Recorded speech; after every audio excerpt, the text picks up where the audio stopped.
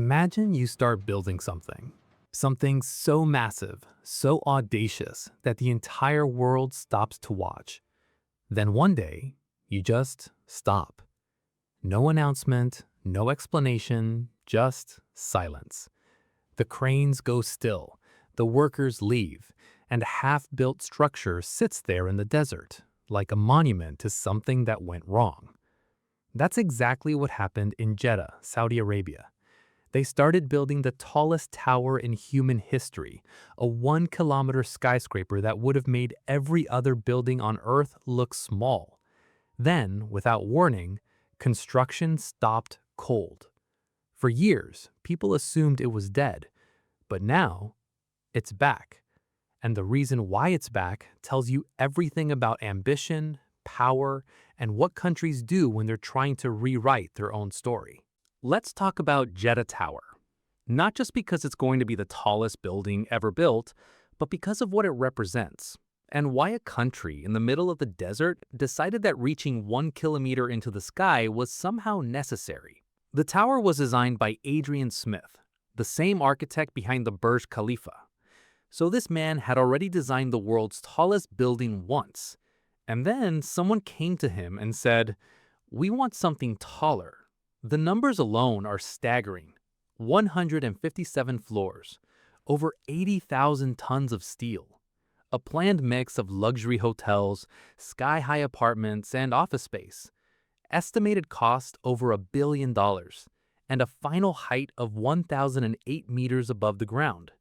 The Burj Khalifa, the structure that made the entire world gasp, would only reach about 2/3 of the way up. Let that sink in. A building so tall that the current world record holder looks like the shorter neighbor. This isn't just a construction project. This is a statement. And like every bold statement ever made, it came with complications nobody fully anticipated. To understand why Saudi Arabia decided to build this, you need to understand the problem it's quietly trying to solve. For decades, the country's entire identity and economy has been built around one thing: oil. Oil made Saudi Arabia extraordinarily rich, but oil is finite, prices fluctuate, and the world is slowly moving away from fossil fuels. Saudi Arabia knows this.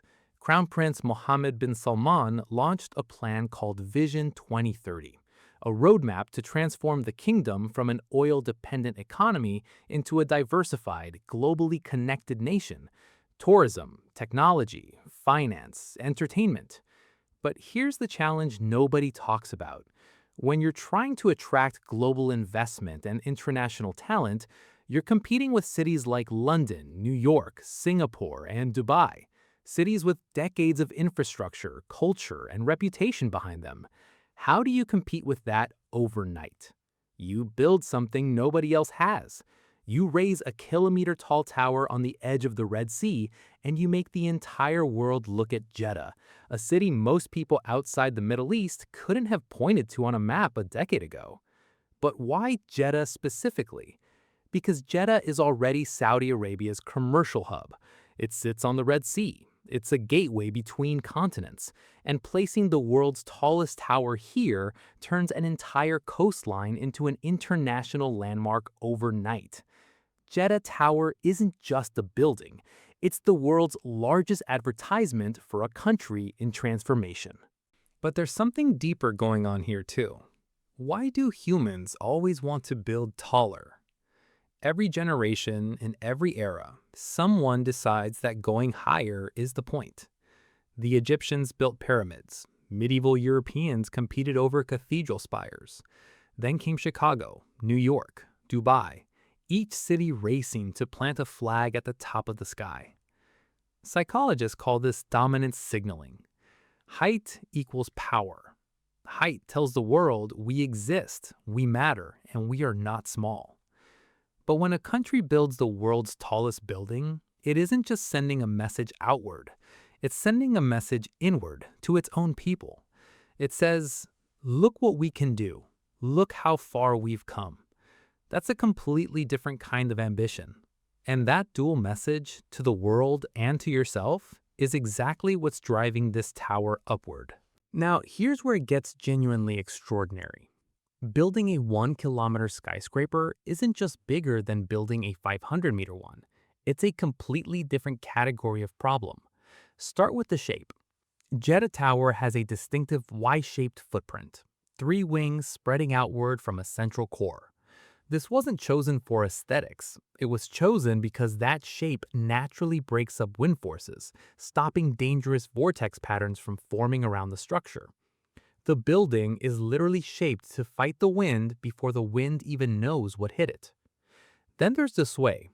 At the top of Jeddah Tower, on a windy day, the building will move over 2 meters side to side.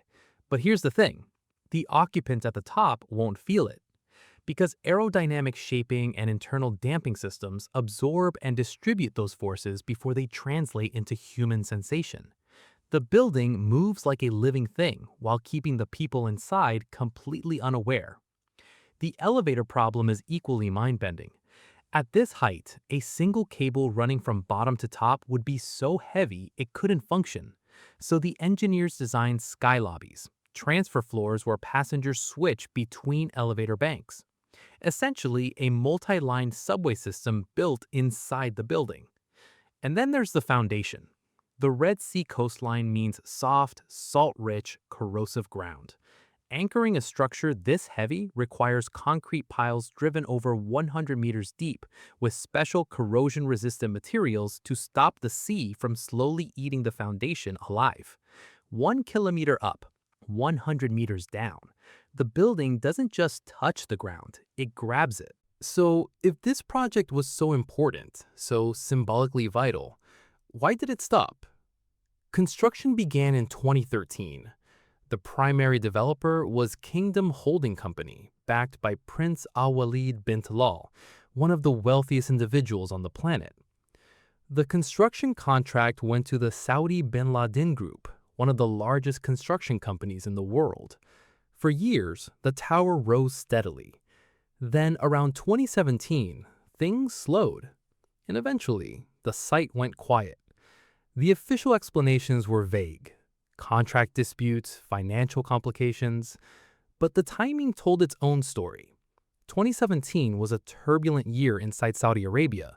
A sweeping anti-corruption crackdown led to the detention of dozens of prominent businessmen and princes at the Ritz-Carlton in Riyadh. Among them was Prince Al-Walid bin Talal, one of the wealthiest people on the planet, and the key financial figure behind Jeddah Tower. When the backers of a mega project get caught in a political earthquake, the project pauses. And pause it did. For years, Jeddah Tower became a quiet symbol of how even the most audacious visions can be derailed. Not by engineering, not by impossibility, but by the complicated, messy reality of money and power. Here's where the story gets interesting again. Because in 2023, after years of silence, Jeddah Tower came back to life. New contractors, renewed financing, a reactivated timeline. Why now? Because Vision 2030 isn't slowing down, it's accelerating. Saudi Arabia is hosting the FIFA World Cup in 2034. It's constructing an entirely new city called Neom in the desert. It's invested in Formula One, global sports, and entertainment on a staggering scale. The kingdom is in the middle of the most aggressive national rebranding exercise in modern history. And in that context, leaving the world's would-be tallest tower as a half-finished stump in Jeddah sends exactly the wrong message. There's also something deeply psychological at play. When a nation invests this much, financially, politically, symbolically, in a single project, abandoning it signals weakness, inability. In a part of the world where perception and prestige carry enormous weight, that's an unacceptable outcome. So, the tower rises again. Step back for a moment and look at what this story actually reveals. Jeddah Tower is a mirror. It reflects something we don't always admit about ourselves, that human beings are deeply, almost irrationally competitive. That nations build monuments not just for the people who live in them, but to win something, to be seen. Architecture has always been the most visible way humans externalize their internal ambitions. You can't see a nation's hopes, but you can see a building. And when that building is a kilometer tall, standing over the Red Sea, you can see it from very far away. Every generation inherits the skyline that previous ones built. The skyscrapers of New York were once called absurd. The Eiffel Tower was called an eyesore. The Burj Khalifa was called a vanity project. And now they're icons, proof that someone believed pushing further was worth it. Jeddah Tower will be finished.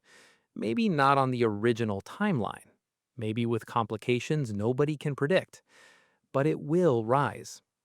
And when it does, standing 1 full kilometer above the Saudi desert, visible from across the Red Sea, it will ask the same question every great piece of architecture eventually asks. What are you reaching for? Because the buildings we build say more about us than we realize. They're not just steel and concrete. They're declarations, arguments made in the language of height, weight, and sky. Saudi Arabia is arguing that it belongs in a different conversation now. And with a tower like this, it's very hard to disagree.